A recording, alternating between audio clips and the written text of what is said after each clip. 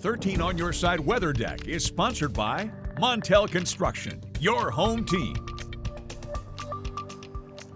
Welcome back to 13 on Your Side. I'm meteorologist Samantha Jacks outside on a very breezy weather deck this morning. Winds are going to continue to be rather gusty throughout the day today, out ahead of a potentially high impact storm. We have a lot to talk about and still a lot of questions involving this storm, but I'll break down what I do know for now. Starting off with your weather ball, it is currently solid blue as we have cooler temperatures in view today, and this is sponsored by Countryside Greenhouse of Allendale.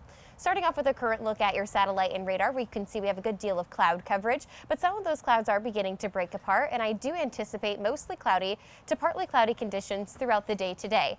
Temperature-wise, we're still sitting in the mid to upper 30s, but we are expecting temperatures to continue to trend cooler as we head into the afternoon hours, dropping down to around 27 degrees by as early as 9 a.m. this morning, and then only making it to around 31 degrees by the time we hit the afternoon hours. And again, winds remaining breezy as we track throughout the day today, gusting near 30 to 35 miles per hour.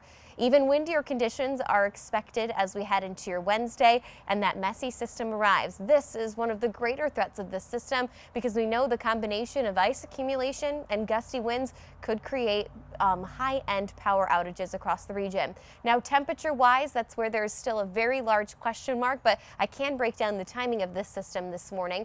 Hour-by-hour outlook here brings the system initially through as a little wave of snowfall. It looks to continue to track further and further north, so we may be left to steer clear of a majority of that as we head into the overnight hours tonight and into tomorrow morning. But then we start to see this system creep further and further north as we head into Wednesday afternoon, and this is where things still are a little bit up in the air. We are likely going to see an area of rainfall, an area of freezing rain and sleet, and an area of snow. I can say with confidence that those of you up along the US 10 corridors are going to see that snowfall. It's just how far is this warm nose of air, we'll call it, going to creep into the Grand Rapids region. If we continue to see trends on the warmer side of things, we are likely going to see more rainfall than we will ice accumulation. But other models, and several models, are still placing us underneath high impact ice. We're talking 1/10 of an inch to potentially 1/2 an inch of ice when things are all said and done. If we fall within that range, we could see some very high impacts from this storm.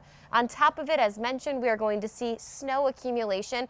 As of right now, that looks to be mainly up along the US 10 corridors. That could be anywhere from around 4 to 6 inches of snowfall by the time we hit Thursday afternoon. So we have an area of rain as of right now that looks to be south of I-94, but there is the potential for it to continue to creep towards the Grand Rapids region. Latest runs, again, are showing lower impacts rather than higher impacts.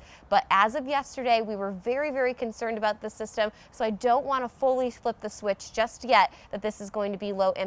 If we see ice accumulation anything over 1/10 of an inch, we are going to start to see high varieties of power outages.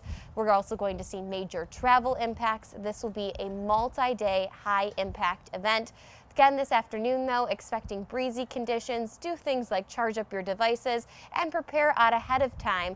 That way, as we head into tomorrow afternoon, no matter the outcome of this situation, you're prepared. The rest of your 13 on Your Side 10-day forecast.